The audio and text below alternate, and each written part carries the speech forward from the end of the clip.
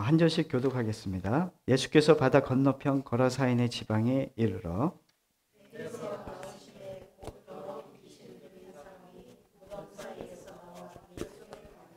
그 사람은 무덤 사이에 거처 하는데 이제는 아무도 그를 쇠사슬로도 맬 수 없게 되었으니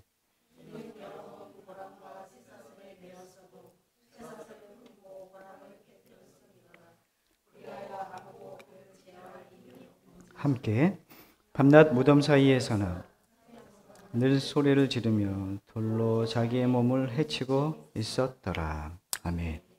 할렐루야. 한 사람이 중요합니다 라고 하는 주제로 말씀을 전하겠습니다. 예수님께서 귀신 들린 사람을 고치시는 장면은 이 마가복음에서는 2번 등장하는데 1장에 한 번, 그리고 5장에 한 번, 이렇게 2번 등장합니다. 2차례 등장하지만 1장과 5장의 차이가 좀 있습니다. 그것을 좀 오늘 먼저 살펴보고 보도록 하겠습니다. 차이점이 무엇인가? 1장에 보시면 우리 마가복음 1장 21절로 한번 가보겠습니다. 마가복음 1장 21절 우리 함께 읽도록 하겠습니다. 시작. 그들이 가버나움에 들어가니라. 예수께서 곧 안식일에 회당에 들어가시심에. 아멘. 첫 번째는 장소에 대한 거예요. 장소. 장소의 다름입니다. 마가복음을 시작하면서 예수님께서 어디에 가시냐면 가버나움에 들어가십니다. 가버나움은 유대 땅입니다. 유대 땅. 그리고 유대 땅 안에 있는 어디입니까? 안식일에 회당에 들어가십니다. 쉽게 얘기하면 교회에 들어가신 거죠. 교회에 들어가시는 장면이 다르죠. 5장에는 어디가 되냐면, 자, 우리 한번 다시 5장으로 가보시면 5장 1절은 어떻게 되어 있냐면 이렇게 되어 있습니다. 예수께서 바다 건너편 거라사인의 지방에 이르러라고 되어 있습니다. 이 거라사 지방은 로마의 영토입니다. 그러니까 이방 땅이라는 얘기죠. 지금 1장과 5장의 차이는 장소의 차이가 보이고 있습니다. 자, 우리 다시 마가복음 1장으로 와서 23절, 24절을 읽도록 하겠습니다. 시작. 마침 그들의 회당에 더러운 귀신 들린 사람이 있어 소리 질러 이르되 나사렛 예수여 우리가 당신과 무슨 상관이 있나이까? 우리를 멸하러 왔나이까? 나는 당신이 누구인 줄 아노니 하나님의 거룩한 자니이다. 아멘.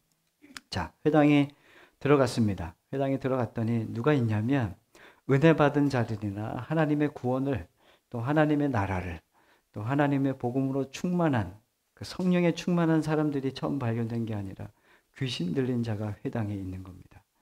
자, 회당은 어떤 곳이냐면 하나님의 복음이 선포되고 구원의 역사와 회복이 일어나야 될 장소임에도 불구하고 예수님이 처음 회당에 찾았을 때, 유대 땅 회당을 찾았을 때 그 회당에서는 귀신 들린 사람이 처음 예수님 앞에 나오는 것을 볼 수가 있습니다. 이 귀신 들린 사람, 다시 말하면 이때의 영적 상태가 어떠했는지를 보여주는 것이기도 하고, 교회가 얼마나 하나님의 말씀과 복음 안에서 살지 못하는 영적으로 퇴보하고 있는 모습들이 있었다는 것을 이 귀신 들린 한 사람을 통해서 보여주고 있는 것으로 보입니다. 자, 귀신은 예수님을 알아봅니다. 예수님을 알아보고 이렇게 얘기합니다. 우리가 당신과 무슨 상관이 있습니까? 이렇게 얘기합니다. 뭐란 얘기예요? 주님, 왜 왔어요? 여기 왜 오셨어요? 귀신이 지금 예수님을 알아본 건데, 근데 여기서 보니까 여기에 우리라고 하는 표현을 써요. 우리가 당신과 무슨 상관이 있습니까? 이렇게 얘기해요. 이때 귀신이 자기를 나와 당신이 무슨 상관이 있습니까? 이렇게 얘기 안 하고 우리라고 표현합니다. 우리는 단수입니까? 복수입니까? 복수입니다. 그러니까 이 귀신은 지금 자신을 여러 명으로 표현하고 있는 거예요. 우리 5장에서도 이따가 보겠지만 5장에서는 이따가 보겠습니다. 자, 이런 성경은 지금 이 한 사람, 귀신 들린 사람을 통하여 지금 이 영적인 이 교회 안에 하나님의 복음이 충만해야 될 이 공간 안에 귀신들의 세력이, 세속적인 세력이 지금 장악하고 있는 모습을 보여주고 있는 것입니다. 자, 우리 5장으로 한번 다시 가볼까요? 5장으로.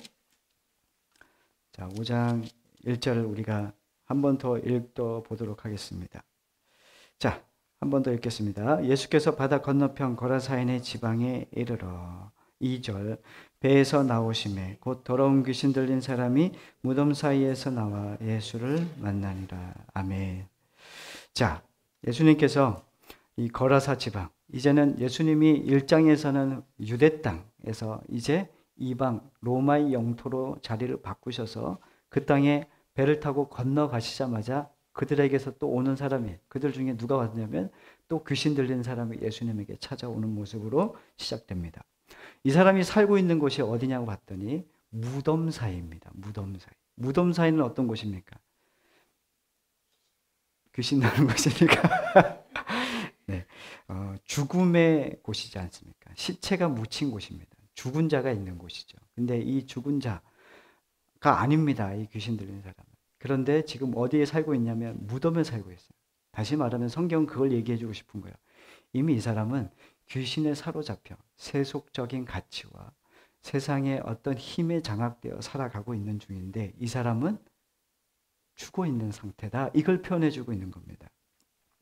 성경에서 죽었다라고 하는 표현은 무엇을 얘기하냐면 우리가 생명이 탁 끊기면 목숨을 잃는 것, 이걸 죽음이라고 생각하지만 성경은 그걸 죽음이라고 얘기하지 않고 하나님과 우리와의 단절을 죽음이라고 생각합니다.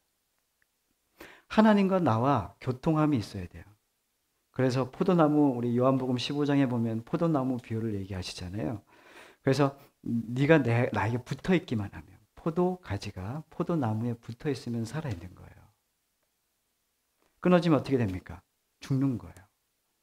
이걸 얘기해 주고 있는 겁니다. 지금 이 귀신 들린 자는 이 로마의 영토 속에 살아가는 한 영혼을 보여주면서 그들의 영적 상태, 하나님과 단절되어 지금 죽음에 거하고 있다라고 하는 것을 지금 보여주고 있습니다. 얼마나 가여운 모습인지 모릅니다. 자, 이 사람이 얼마나 심했는지 우리 그 마가복음 1장에서도 나오지만 이 귀신이 회당 안에서 소리를 질러요. 귀신 들린 사람이 소리를 막 지릅니다. 그럼 예배가 되겠어요? 안 되겠어요? 안 되죠. 소리를 지릅니다. 자, 5장에서 똑같이 뭐가 나오냐면 이 사람의 모습이 쭉 표현되고 있습니다. 우리 한번 자, 3절부터 읽겠습니다. 시작. 그 사람은 무덤 사이에 거처하는데 이제는 아무도 그를 쇠사슬로도 맬 수 없게 되었으니 이는 여러 번 고랑과 쇠사슬에 매었어도 쇠사슬을 끊고 고랑을 깨뜨렸음이로라. 그에 하여 아무도 그를 제어할 수 없느니라. 아멘. 그리고 5절에 보면은 밤낮 무덤 사이에서나 산에서나 늘 뭐 했대요? 소리를 지르며 돌로 자기의 몸을 해치고 있었더라 되어 있습니다. 자, 이 귀신 들린 사람이 어떤 삶을 살고 있었냐면 무덤 사이에서나 사람들 가운데에서도 늘 소리를 지르고 다녔어요. 그리고 사람들이 왜 이 사람을 붙잡아 놓으려고 했는가 봤더니 사람들에게도 해를 끼친 거예요. 분명히 사람들의 삶에서 어려운 문제가 발생하고 있었다는 것을 알게 됩니다. 그래서 이 사람들이 이 귀신 들린 사람을 쇠고랑으로 차보고 묶고도 더 봤어요. 근데 어떻게 해요? 힘이 세요. 그래서 다 풀어대끼는 거예요. 그래서 사람의 힘으로는 도저히 할 수 없는 지경에 된 겁니다.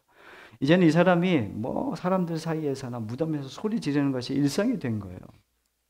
이러한 상황 가운데 있는 겁니다. 이 더러운 귀신, 2절에 보니까 배에서 나오시면 더러운 귀신 들린 사람이 이렇게 되어 있습니다. 이 더러운이라는 이 수식어가 붙은 이 귀신의 상태는 뭐가 묻었다 이런 뜻이 아니고 성결에 관한 부분을 이야기하고 있는 성결에 대한.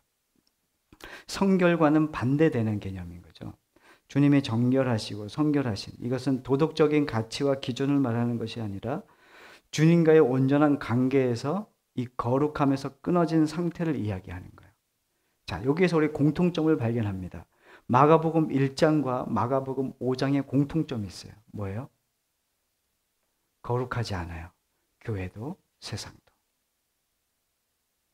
주님의 성결과 정결함을 교회에서도 볼 수가 없고 세상에서도 볼 수 없습니다. 지금 이런 상황이 지금 주어진 상황입니다. 자, 하나님에게서 끊어진 자는 자신을 괴롭힐 뿐만이 아니라 사람들에게 해를 끼치고 결국에는 그의 종착지는 죽음의 무덤일 수밖에 없다. 살아있으나 이미 죽은 목숨이다라고 하는 것을 지금 성경은 이야기하고 있습니다. 2024년 올해 9월 26일 날 전남 순천에서 일면식에도 없던 10대 여성을 흉기로 무차별하게 휘두른 사건이 있었습니다. 지금도 재판 중에 있습니다. 30세 청년이었습니다. 무서운 것은 그가 범행을 저지르고 흉기를 소지한 채 거리를 활보했다는 겁니다. 왜 그렇게 했느냐? 프로파일러들은 이 사람은 다른 사냥감을 고르고 있었다라고 얘기하고 있더라고요. 피해를 가할 다른 대상을 찾아 다녔다는 것입니다. 범행 사실에 대해 모든 것이 자신은 기억나지 않는다고 회피하고 있고, 시간이 조금 지나자 어쩔 수 없이 조금 기억이 부분적으로 난다라고 하는 말로 둘러대기 시작합니다. 카메라에 비친 모습, 그 사람의 모습은 이제는 얼굴이 다 공개되지 않았습니까? 카메라가 있는지 모를 때는 그 사람의 얼굴은 미소가 머무고 있었습니다. 섬뜩하죠? 그러자 카메라가 있는 것을 목격하자 갑자기 표정이 바뀌면서 진지한 표정을 바꾸더라고요. 또 자신이 낳은 아이를 살해하고 또 부모와 조부모를 살해하는 일들이 우리가 살고 있는 이 시대에 비일비재하게 일어나고 있습니다. 이런 일들은 왜 벌어질까? 그것은 하나님과 인간의 단절로 인하여 죄로 인하여 이 시대가 이러한 모습으로 흘러가고 있다는 것입니다. 과학의 발달과 사람들의 지식의 충만함은 더 교묘하고 더 세련된 죄들로, 사람들이 흉내내지 못할 죄들로 가득 채워지게 됩니다.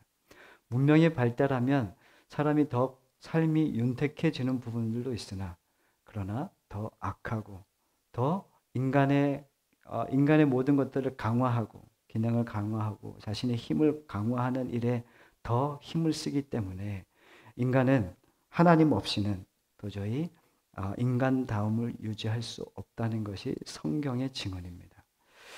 이 처참한 현장 속에 예수님께서 이 귀신 들린 사람이 있는 그 거라사 지방에 예수님께서 들어가십니다. 자, 6절과 7절 함께 읽겠습니다.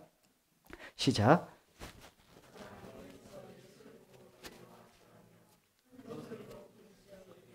지극히 높으신 하나님의 아들 예수여, 나와 당신이 무슨 상관이 있나이까? 원하건대 하나님 앞에 맹세하고 나를 괴롭히지 마옵소서 하니. 아멘. 그 귀신 들린 자가 예수님 앞에 나와서 또 이렇게 얘기합니다. 지극히 높으신 하나님의 아들 예수, 이렇게 얘기합니다. 예수님, 이렇게 얘기하죠. 그런데 이 표현은 이때 당시에 로마의 시대 안에 이들이 믿고 있던 제우스 신을 또 높이던 말이었어요. 이 말의 이 형식이.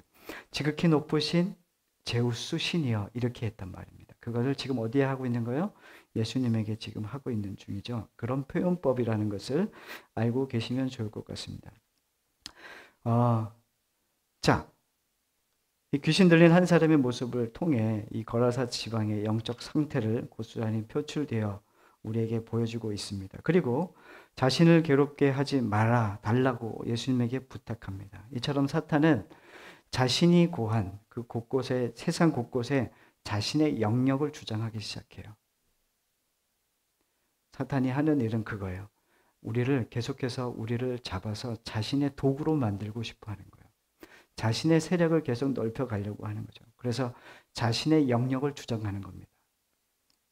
자신의 영역을 침범하지 말아 달라. 예수님, 당신이 일을 하십시오. 그런데 내 일에 대하여 침범하지 마세요. 이렇게 지금 귀신이 이야기하는 거죠. 죄악이 깊을수록 인간의 영혼 가운데 목마름과 허기가 깊어집니다. 그런데 신기하게도 목마름과 허기가 깊어지면 무언가 물을 찾으려고 할 것 같잖아요. 그런데 사람은 그렇지 않아요. 죄인된 인간은 영원한 물을 발견하지 못해요. 왜? 그거에 대한 눈이 안 띄어졌거든요.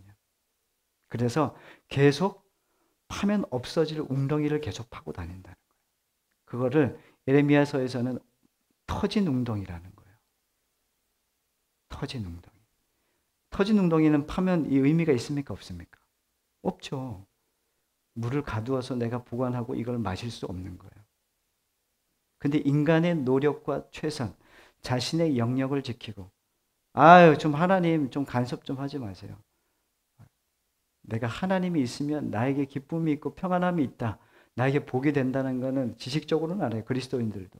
그러나 어떤 순간에 자신의 이익과 모든 것들 안에서 허기가 느끼고 부족함이 느끼면은 이것에 대하여 하나님께 매달리기보다 하나님을 찾기보다 나의 영원한 이 허기와 목마름을 해결해 주실 하나님을 찾기보다 세상에서 나의 목마름과 허기를 채워줄 만한 어떤 것을 찾기 시작하는 겁니다.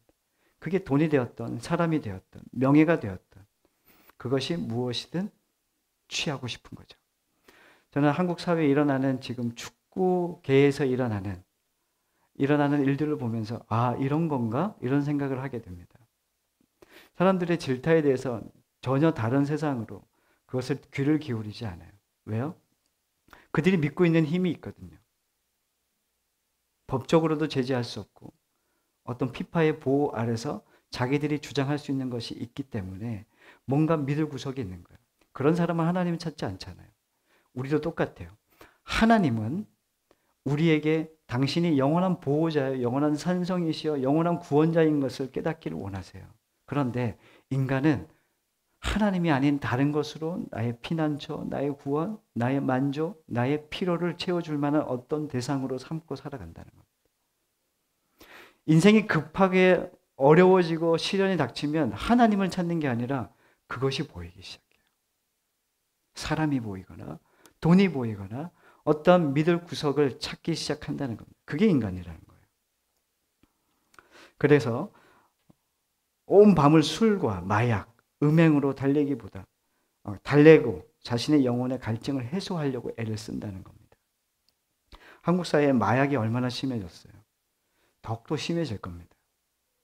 교묘하게 들어와서 우리 아이들까지 노리고 있어요.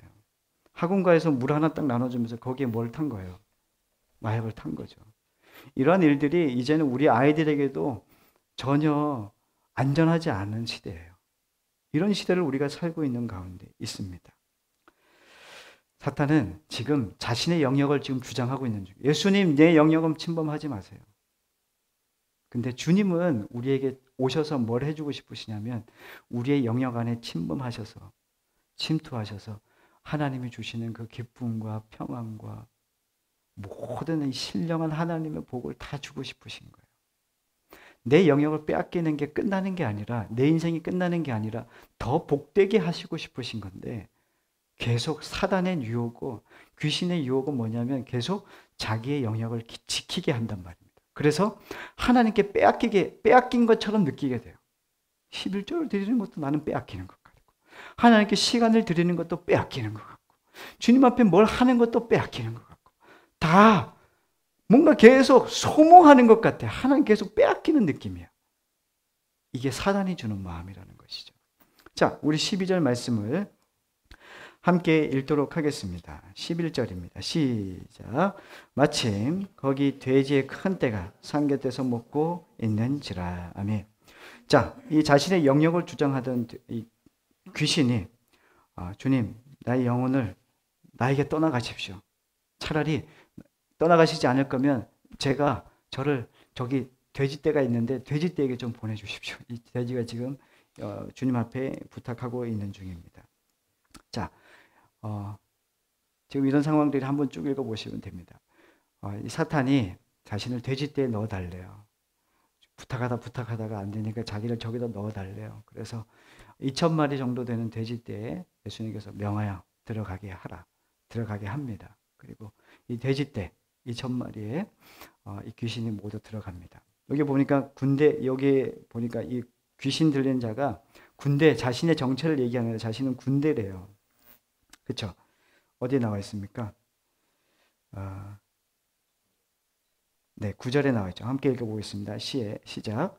이에 물으시되 내 이름이 무엇이냐 이르되 내 이름은 군대니 우리가 많음이다 하고 자신의 이름 군대래요. 군대. 그래서 2,000마리 때 되는 이 지금 돼지떼에 들어가게 해달라 이렇게 요청하고 있는 중입니다. 이 군대 귀신이 지금 그 돼지떼에 들어가서 산 비탈로 달리기 시작합니다. 결국에는 산 비탈로 달려서 바다에 모두 몰살당하고 맙니다. 예수님께서 이 더러운 귀신을 내쫓자 귀신 들렸던 자는 이제 정신이 온전해진 거예요. 귀신이 나갔으니까. 이제 제정신이 돌아온 겁니다. 이제 멀쩡하게 이제는 옷을 챙겨 입고 앉아 있습니다. 자, 이 사람이 잠깐 전만 해도 귀신 들려가지고 소리 지르고 막 자기의 몸을 막 해하고 다녔는데 어느 날 갑자기 잠깐 몇 시간 만에 완전히 제정신이 된 거예요. 그래서 옷도 멀쩡하게 입고 자리에 앉아서 가만히 있는 겁니다. 이걸 사람들이 본 거예요. 이야. 그런데 신기한 반응이 일어나고 있습니다. 자, 예수님께서 그 사람을 고쳐주셨는데 사람들은 어떻게 하고 있냐면 두려워합니다. 자, 14절, 15절 함께 읽겠습니다. 치던 자들이 도망하여 읍내와 여러 마을에 말하니 사람들이 어떻게 되었는지 보러 와서 예수님께서 이르되 그 귀신 들렸던 자, 곧 군대 귀신 집혔던 자가 옷을 입고 정신이 온전하여 앉은 것을 보고 두려워하더라. 아멘. 사람들은 왜 두려워했을까요? 사람들은 왜 두려워했을까요? 그 사람이 눈빛이 무서웠을까요? 왜 동네 사람들은 이 귀신 들린 사람을 고쳐주신 사건을 보고 두려움을 느꼈을까? 자, 16절, 17절을 제가 읽겠습니다. 이에 귀신 들렸던 자가 당한 것과 돼지의 일을 본 자들이 그들에게 알림해 그들이 예수께 그 지방에서 떠나시기를 간구하더라. 아멘. 16절에 뭐라고 되어 있습니까? 귀신 들렸던 자가 당한 것, 당한 거래요. 좀 표현이 좀 이상하지 않아요? 그리고 돼지의 일을 본 자들, 동네 사람들이 지금 돼지가 어떻게 됐어요? 2,000마리가 멀쩡히 있다가 갑자기 바다로 다 몰살해서 죽은 거예요. 자, 지금 여기에 표현해 보면 이에 귀신 들렸던 자가 당한 것이라는 표현을 볼 때 지금 이 동네 사람들은 뭔가 당한 느낌이야. 뭐 어떤 당한다는 표현을 언제 쓰는 거예요? 피해를 입었거나 손해를 봤을 때예요. 지금 사람들은 돼지떼를 치던 자신의 재산, 자신이 경제적인 어떠한 이익을 추구하던 거에서 지금 뭐예요? 손실을 본 거예요. 사람들이 그걸 딱 보고 난 다음에 이 사람이 당한 일이 된 거예요. 왜요? 이 사람이 고침받고 회복되었는데 이제 제정신으로 돌아서 사람 구실을 하게 되었는데 그건 안 보여. 그게 중요하지 않아. 뭐가 보여요? 재산 잃은 게 보이는 거예요. 이해되세요, 지금? 그랬더니 사람들이 뭐 하고 있는 거예요? 예수님, 죄송하지만 여기서 나가주세요. 주님, 좀 여기에서는 예수님이 계실 곳이 아닙니다. 아유, 죽으신 분인 줄 알았더니 뭐 피해나 입히시고 뭐 가진 재산이나 덜어가시고 뭐 이렇게 생각한 거예요. 그래서 예수님께서 이곳을 나가주시기를 원하고 있는 거죠. 어떻습니까? 사실 이 세상 사람들, 이 동네 사람들의 눈빛, 세상 사람들의 가치, 세상 사람들이 지금 보고 있는 것은 한 사람이 하나님 앞에 구원을 받고 하나님의 사람으로 변화된 것이 눈에 안 보여요. 근데 마치 교회나 세상이나 비슷한 것 같아요. 한 사람이 주님 앞에서 주님을 예수로 고백하고 복음 충분하고 예수님과 함께 동행하는 것이 내게 가장 큰 복이라고 얘기하던 해야만 하는 교회와 또 세상에서도 이런 일들을 자기네 힘으로는 도저히 해결할 수 없었고 도저히 만들 수 없는 그 일을 해결할 수 없는 이 귀신 들린 사람, 이 동네에서는 혀를 내두르게 하는 사람이었는데 이 모든 것들이 그 사람의 귀신이 나감으로 인해서 해결된다는 거예요. 그런데 중요한 것은 그와 동시에 뭐가 이루어졌냐면 경제적인 손실을 본 것에 대한 것만 지금 생각하고 있는 중이에요. 우리도 똑같아요. 하나님이 나에게 구원을 베푸셨어. 주님이 나를 구원하셨어. 예수의 길을 걷게 되고 예수님과 함께 동행하는 것이 나에게 기쁜 일이야. 경제적인 손실이 없을 때 말입니다. 그런데 어느 순간 내가 주님을 믿고 주님의 말씀을 따르다 보니 세상 사람들이, 나와 같은 직종과 나와 비슷한 수준의 사람들이, 이 사람들은 불법을 행하고 불의한 일을 행함으로 인해서 더 많은 이익을 취한단 말입니다. 이 사람들에게는 거리낌이 없는 일이에요. 그러나 내가 이제 예수를 알고 주님을 알게 된 나에게는 이제 그것이 거리낌이 된 거예요. 그러다 보니까 뭐가 생기는 거예요? 고민이 생기기 시작하는 거예요. 할까 말까? 이걸 조금만 더 하면 이익을 보는데 하지 말아야 될까 해야 될까라고 하는 이 고민 속에 타협을 해버리는 경향이 있죠. 그러면서 주어지는 건 뭡니까? 이것을 행하는 이유는 뭡니까? 경제적인 손실을 보고 싶지 않아서. 다시 말하면 예수님께서 주신 말씀보다는 내 경제적 손실이 더 우선인 거예요. 내가 이익을 보는 게 더 중요한 거죠. 하나님의 나라의 상급을 취하는 것보다 이 땅의 이익과 이 땅의 유익이 더 중요한 겁니다. 지금 예수님은 지금 회당과 그 다음에 이 세상의 모습을 보여주고 계신 겁니다. 야, 세상은 그런 곳이야. 근데 네가 나의 사람으로, 네가 나의 정말 자녀로 부름받아 구원받았다면 이것에 대해서 연연하면 안 돼. 내가 너에게 주고자 하는 것은 잠깐의 유익이 아니라 영원한 거야. 이걸 보여주는 거거든요. 자, 서울 일원동에 가면 우리 김정 집사님이 사역했던 곳이 있어요. 일원동에 가면은 미랄학교라고 있습니다. 미랄학교. 미랄학교에 가면 장애 학우들이 있는 학교입니다. 그런데 이 학교가 처음 세워질 때 지역 주민들의 반대가 심했대요. 장애인 학교다 보니까 땅값이 떨어진다는 겁니다. 이해되시죠? 장애인 학교가 들어오면 땅값이 떨어져요. 그래서 이 지역 사람들이 그러한 이유로 장애인 시설이 들어오는 것을 계속 반대하기 시작합니다. 그래서 학교 설립을 주도하던 목사님이 계셨겠죠. 집집마다 성도님들을 찾아간 거예요. 찾아가서 설득하고 집에 들어가서 막 만나고 한 거죠. 어느 날은 한 집에 들어가 보니까 정말 이 사람은 고집이 너무 세. 도저히 이걸 해결을 안 해주려고 그러는 거예요. 목사님이 뭐 빌다시피 얘기한 거죠. 근데 고개를 탁 돌려서 딱 봤더니 뭐가 있는지 아십니까? 권사 치임패가 탁 있고 주일학교 모범교사 표창장에 탁 있는 거예요. 근데 그 사람이 지금 뭐 하고 있는 중이에요? 땅값 떨어진다고 장애인 시설 못 들어오게 하는 거예요. 이게 지금 어떤 일인지 아세요? 신앙이 경제 논리 앞에 처참히 무너진 거예요. 근데 이게 이 사람의 문제일까? 그렇지 않을걸요. 우리도 그럴걸요. 사람의 최대 관심사 중에 여러 가지가 있겠지만 그 중에 경제적인 문제가 인간에게 가장 중요합니다. 돈의 문제. 돈 있으면 행복할 것 같잖아요. 그렇죠?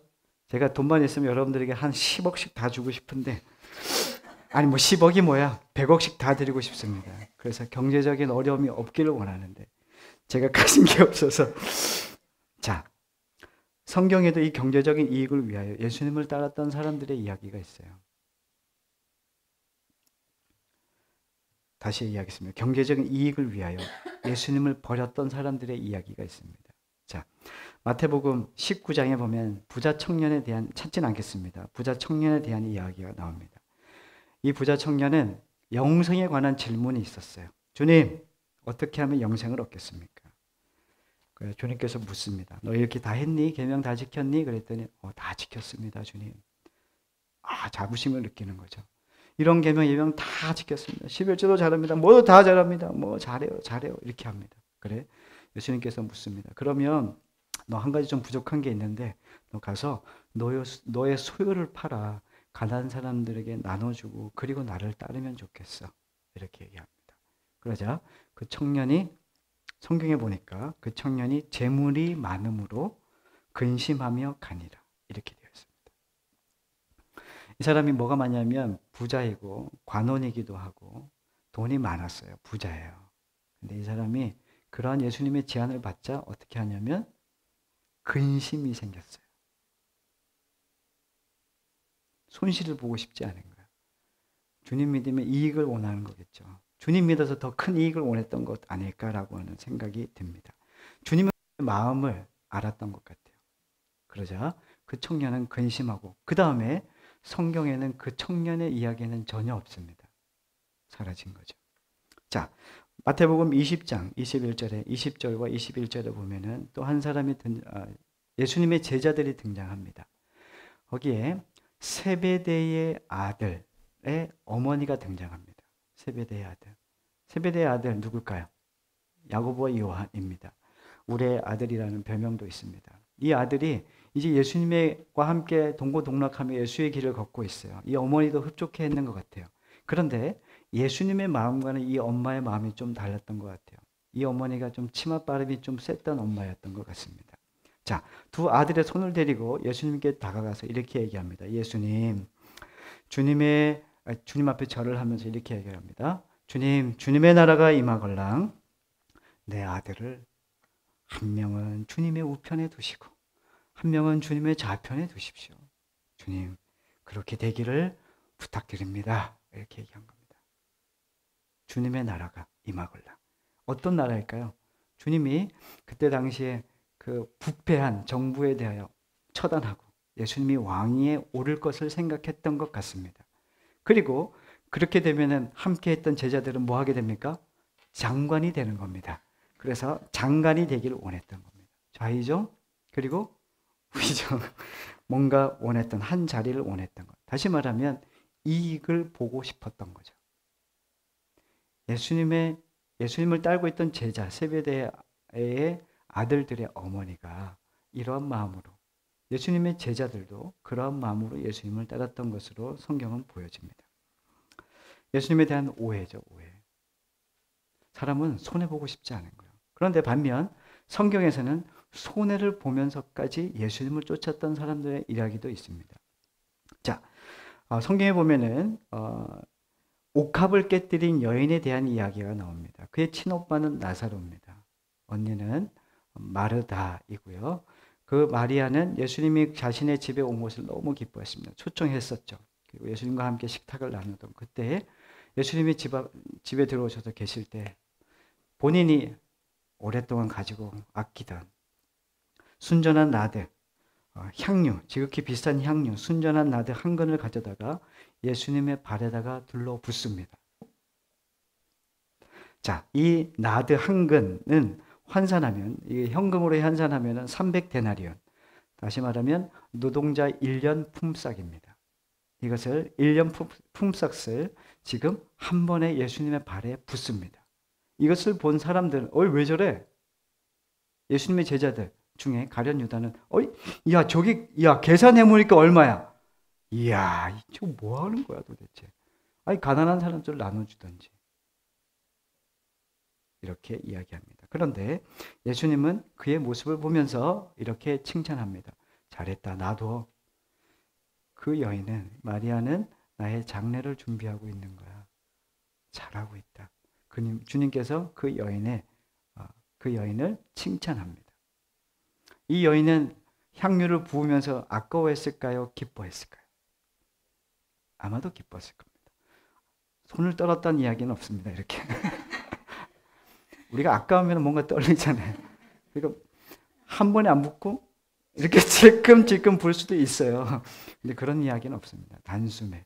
다른 성경에는 이렇게 깨뜨렸다는 표현도 있습니다. 깨뜨렸죠. 여기에서 우리는 질문을 할 수 있습니다. 이런 질문을 해보겠습니다. 예수를 믿으면 이 세상에서 꼭 경제적 손실을 감당해야 합니까? 이런 생각 해본 적 있습니까? 없습니까? 없나 봅니다. 그런데 주님은 우리가 이 땅에 살면서 예수 믿는 사람으로 경제적인 어려움을 겪기를 원하지 않으세요. 그래서 야, 저 하늘의 새를 봐. 들에 저 들풀들을 봐. 야, 걔네들 뭐 부족하냐? 내가 다 먹이고 입히지? 너의 삶을 다 책임지고 너의 삶을 인도할 거야. 그러니 걱정하지 마. 그러니 나와 함께 가자. 내가 너의 입에 거미줄 안 치게 할 거야. 이 땅에 살 수 있게 해줄게. 그러나 인간이란 욕심이 있어서 더 많은 것들을 추구하고 더 많은 것들을 얻고 이익을 누리기 위해서 주님을 이용하는 방법을 더 고민하고 더 생각하는 인간 죄인입니다.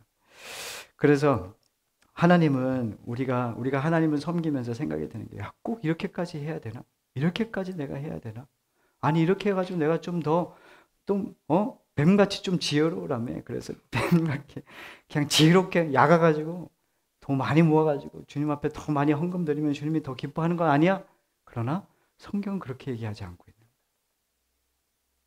뱀같이 지혜롭고 비둘기같이 순결하라. 이것이 뭔지 아직 우리가 해석에 난무하기 때문에 그냥 뱀같이 지혜로우래 뭐 이런 것만 우리가 가지고 살아가지만, 주님은 우리에게 주의 길을 제시해 주셨어요. 그런데 그 길로 가는 길은 협착하고 문이 좁대요. 아무나 갈 수 없는 길이래요. 다시 말하면 그 바늘길을 통과하는 게 낙타가 바늘길을 통과하는 게 부자가 천국 가는 것보다 더 쉽대요. 그럼 부자가 천국 가는 게 더 어렵다는 거예요. 다시 말하면 자신의 이익과 자신의 만족, 자신의 것을 취하고 내 거 하는 사람은 어때요? 주님 나라에 들어갈 수 없다는 거예요. 그래서 정말 주님의 사람인가 의심해 봐야 되는 것이죠. 그리스도를 믿으면 불편함이 있습니다. 그리스도를 믿으면 불편합니다. 이 세상에서는 불편합니다. 왜요? 이 세상의 가치와 이 세상의 논리로는 이해 안 되는 논리이고 가치이기 때문에 그 하나님의 나라의 가치로 살아가는 사람은 이 땅이 불편합니다. 싫습니까? 좋습니까? 젠장 잘못 들어왔군. 그리스도를 믿는 것은 이 땅에서 불편합니다. 편안하지 않습니다. 믿지 않는 사람들보다 더 많이 고민합니다. 삶에 대하여, 인생에 대하여 더 많이 고민합니다. 이것이 맞을까? 이것이 그럴까? 이전에 예수 모를 때는 고민 안 하던 내용까지도 이젠 고민합니다. 내가 정말 잘하는 걸까?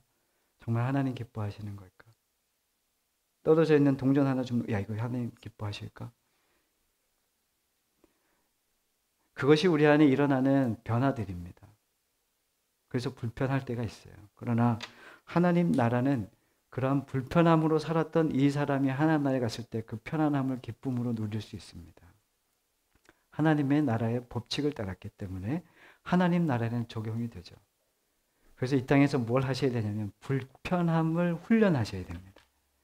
하나님의 말씀을 따라가는 이 훈련은 불편함을 훈련하는 겁니다. 하나님 말씀대로 살아가는 것이죠. 내 생각과 세상의 이치를 따라가는 것은 이 땅에서의 편안함이에요. 그래서 하나님 말씀대로 따르는 우리들은 늘 불편함을 겪을 수 있다는 것이죠. 자, 이 사람은, 이 귀신 들렸던 사람은 이제 예수님을 만나게 된 거예요. 알게 된 거예요. 이제는 자신이 변한 거 알아요. 사람들은 주님 나가세요 이랬는데 이제 이 귀신 들렸던 자가 회복돼요. 예수님 앞에 나와서 이렇게 이야기하는 장면이 오늘 우리에게 주시는, 오늘 분명하게 우리가 좀 기억해야 될 말씀이 아닌가 생각이 됩니다. 자, 우리 18절부터 읽겠습니다. 시작. 예수께서 배에 오르실 때에 귀신 들렸던 사람이 함께 있기를 간구하였으나, 뭐라고요? 주님과 뭐 하고 싶다고요? 같이 있고 싶대. 이게 첫 번째 일어나는 것. 주님을 만난 사람의 처음 일어나는 증상. 주님과 같이 있고 싶은 거예요. 자, 두 번째 19절. 허락하지 아니하시고 그에게 이르시되 집으로 돌아가 주께서 내게 어떻게 큰 일을 행하사 너를 불쌍히 여기신 것을 내 가족에게 알리라 하시니. 이게 두 번째인데 뭐냐면 주님께서 명하세요. 야, 너 변화되고 너 안에 새로운 가치가 생긴 거 너 이거 가족에게 알려. 너 이전에 귀신 들려서 허망한 것, 사람들에게 폐를 끼치고 살았던 너 인생이 이제는 바르게 됐잖아. 이제 너에게 가족에 가서 얘기해. 이렇게 얘기합니다.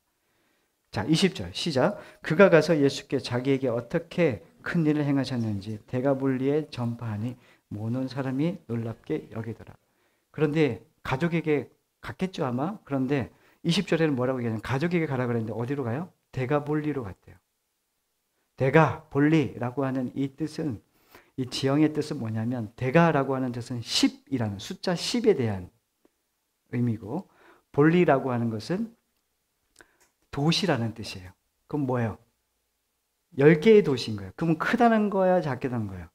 크다는 거예요. 이 도시가 크다. 대가볼리는 10개의 도시가 모인 곳이에요. 이 사람이 가족에게 뿐만 아니라 어디에 갔어요? 큰 도시, 대가볼리의 지역에 가서 뭐 해요? 자신에게 일어난 일을 증거하고 있는 겁니다. 이해되십니까? 이 사람이 지금 세 번째, 주님과 함께 있고 싶었어. 그리고 가족에게 주님이 알리래. 근데 가족을 넘어 자기가 해야 되는 것은 가족으로는 부족한 거예요. 어떻게 해요? 세상에 나가서 열방을 향해서 사람들이 엄두도 못 낼 만한 그곳에 가서 정말 변화된 사람은 자신에게 일어난 이 예수로 바뀌어진 이 삶을 드러낼 수밖에 없다는 것이죠. 교회에서 일어나야 될 겁니다. 우리는 교회 안에서 일어나야 될 일이 이겁니다. 성도를 많이 모으고 교회를 크게 세우고 싶은 것은 우리의 바람일 수 있어요. 하나님의 마음과 하나님의 계획과 하나님의 뜻은 교회가 커지고 숫자가 많아지는 것보다 더 중요한 것은 한 사람이든 하나님의 말씀으로 변화를 받아 구원함을 입어 예수의 증인으로 살아가는 것입니다. 그래서 주님은 정의門부를 모으신다고 말씀하셨잖아요.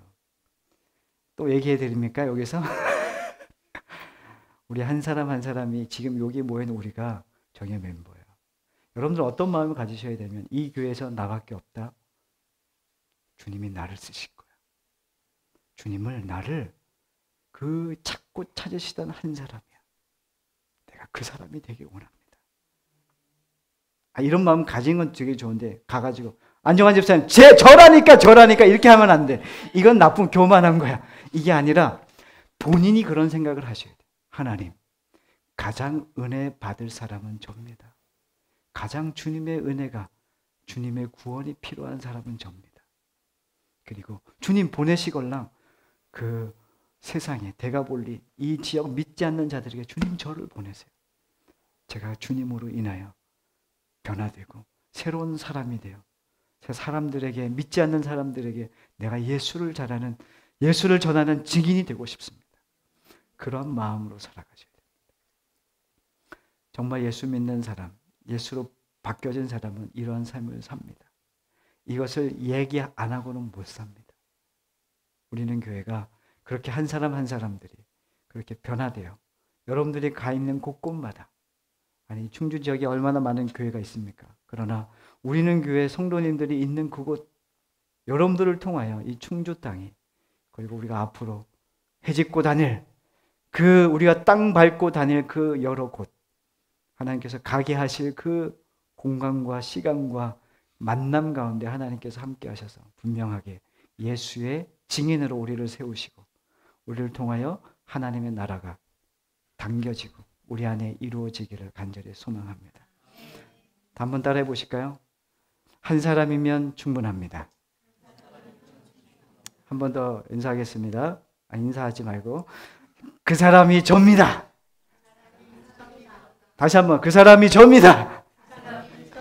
주님 저를 사용하여 주시옵소서. 네, 우리가 그런 사람이 되길 원해요. 이건 교만함이 아니에요. 정말 하나님 앞에 내 이익과 손실을 감당하고도 주의 길을 가겠다는 우리의 다짐과 고백이 되기를 원합니다. 우리 모두 일어나서 우리 찬양 함께 하고 우리 함께 합심해서 기도하도록 하겠습니다.